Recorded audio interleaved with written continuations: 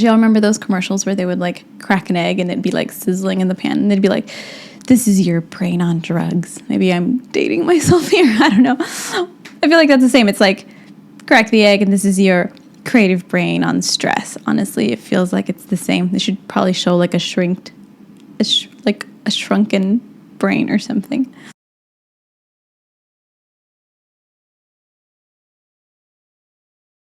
Hey everyone, I am Carrie, a creative burnout coach, and welcome back to my channel where I talk about creative burnout things. If you are a small biz creative working for a small business or for yourself, this information is probably for you. Learning how to stay and navigate out of burnout is what I talk about on this channel, so welcome. If you are new here, please subscribe and also go ahead and follow me on Instagram as well.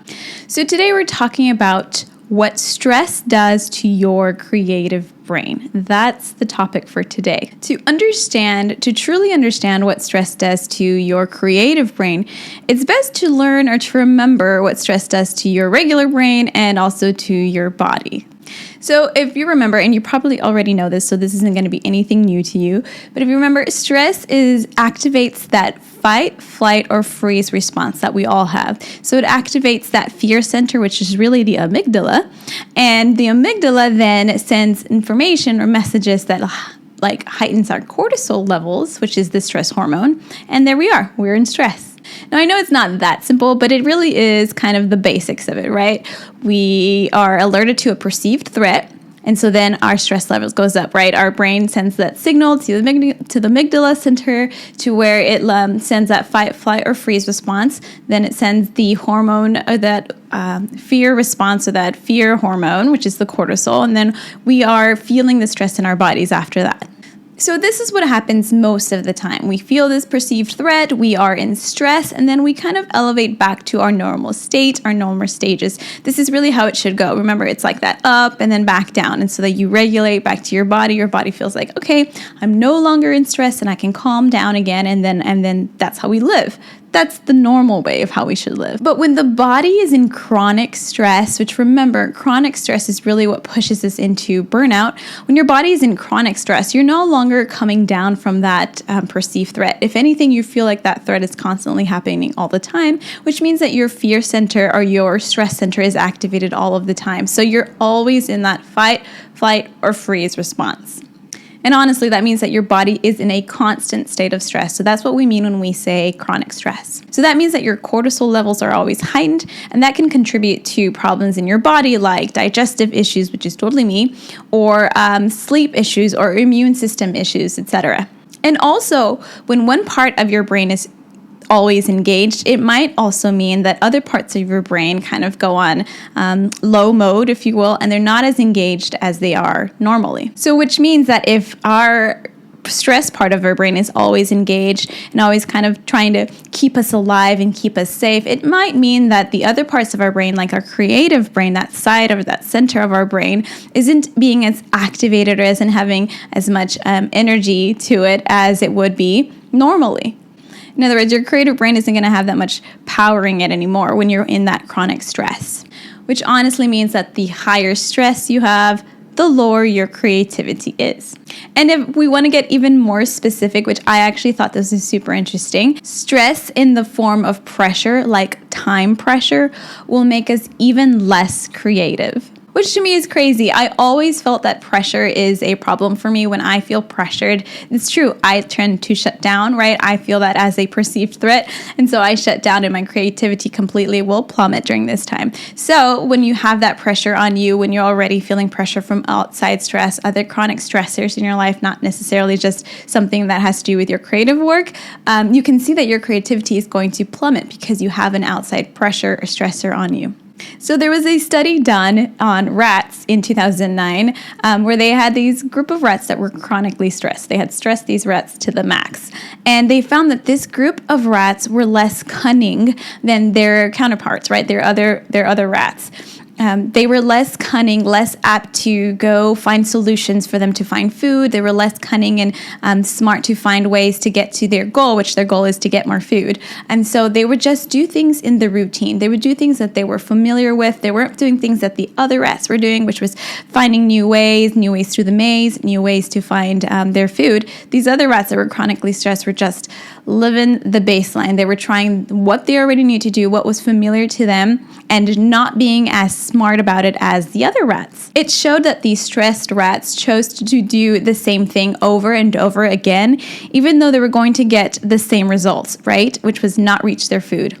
But that really sounds quite familiar to us as well when we're chronically stressed. When we're chronically stressed, we seem to do the same things over and over again with the same result. And when we're chronically stressed, we seem to just do the bare minimum to survive, right? That's that survival mode concept. All we can do is respond with the bare minimum. What we know to be creative about ourselves kind of goes out the window. So, for example, if you are chronically stressed and you have a creative project in front of you, you might during this time result with something that you already done before or you already know and is familiar to you, instead of exploring this whole new creative realm of the whole new creative concept that you could have because you're so stressed. So this means that no new ideas are popping up during this time. I'm sure that you have felt this because I know that I have felt this. During the times that I am most stressed or chronically stressed, I tend to revert back to something that I've done before or something that had worked out for me before, whatever is familiar to me, versus exploring a whole new avenue that I could. Because at this point, I have not the brain to give to it. In other words, I don't have the creative brain to give to it right now.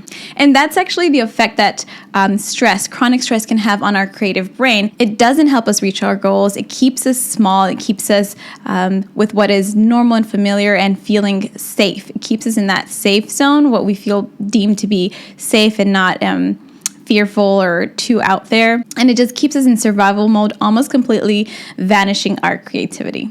So we know that the higher the stress you have, the lower your creativity will be. But what else? So we know that stress activates that fight, flight, or freeze response within us.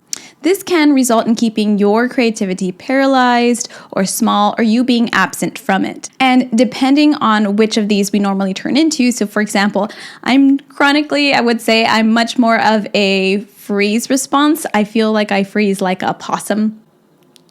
Like I'm not able to move at all. I'm not able to think at all. That's what happens when I feel like I'm in a chronic stress situation. When I was at my peak of my burnout, I remember feeling that freeze response, which meant that in my creativity, I completely felt paralyzed. Nothing was being able to be produced. I wasn't able to move forward. I wasn't able to actually just move at all. It felt like I might have thoughts in my brain, but nothing was going to be coming out of my hands to make and produce. So this might be different for you. For example, if you are normally a flight responder, this might mean that you are more absent from your work and your creative work. This means that you don't actually even want to be able to do any of it. If you are a fight responder, this means that you're actually probably feeling a lot of feelings towards your work and angry with them, or feeling abrasive towards any of your creative work. So although fight, flight, and freeze responses are just our normal responders to our stress, it also translates into our creative work. And so we can see how these will be implemented the way that we're responding to our creativity. So again, this could mean that you are frozen. Nothing is being able to be produced like I was. It's a very paralyzing feeling. It could be flight. You could be absent from your work. You could be wanting to just completely separate yourself from it to reduce that stress. Or also you could be in that fight response, which means it could just be apathetic or feeling angry towards it. You could be feeling like it's useless, that whole feeling. And again, all of this is because of chronic stress. Also, chronic stress can make our creativity feel really fragile. And I think that that's the best word that I can find. Just very fragile.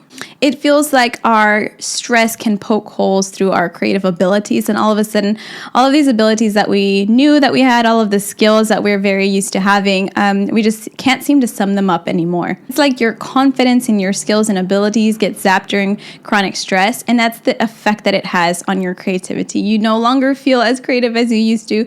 You're no longer seeing how you were confident in your skills before. And so chronic stress has this ability to completely take this from you, and all that you knew to be true about your creativity can feel lost. And so that's one of the effects that chronic stress can have on you, making you feel completely incapable and less able than before.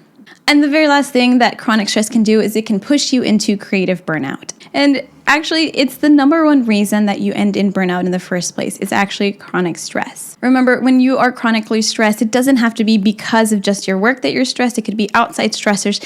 Your body doesn't care where the stress has come from. All it knows is that it's really stressed and it's been stressed for a very long time. And so having this stress on us opens the door for creative burnout. And it tacks on these other symptoms that we know burnout to be true. So dread for your work, comparison of your work with others, feeling like your work isn't important, feeling like you're no longer able to create. All of that gets tacked on once we're pushed into creative burnout. But it always starts with this chronic stress. So chronic stress on the brain is what's going to kill your creativity. It's just going to. So to be able to be most creative, we have to deal with our nervous systems and calm our chronic stress. And it might seem counterintuitive or completely opposite of what you should be doing, but one of the biggest ways to combat your chronic stress is through creativity. Now let me explain, because again, that sounds really weird. How can you be creative when your chronic stress is taking your creativity from you? That's because most of the time, if we're working in a small business or for ourselves, our creativity is going towards a bigger goal, right? You're trying to sell something, your creative work is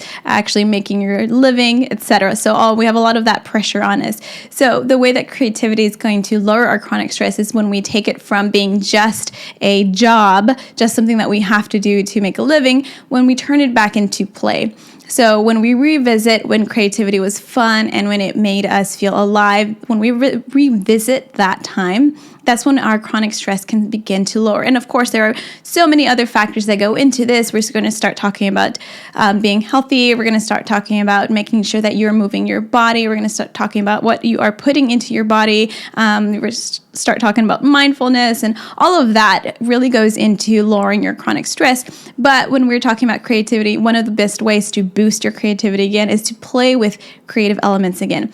Play with what made you feel creative in the first place. Revisit the times that you felt most creative when you were just creating to learn, to be motivated for yourself, to have this personal development instead of it just being for a job. Remember, one of the biggest things that pushes us into stress or is stressful for us is that pressure. So if we can take that pressure from our creative work and just make something for fun, for play, that can be really useful for you to lower your chronic stress. So this is really brief today, just visiting with the way that chronic stress can really affect our bodies and especially affect our creativity. If this has been useful for you, let me know in the comments below. I have also linked an interactive guided journal for you to learn a little bit more about creative burnout. Again, my name is Carrie, a creative burnout coach, helping you thrive in your creativity. See you next time.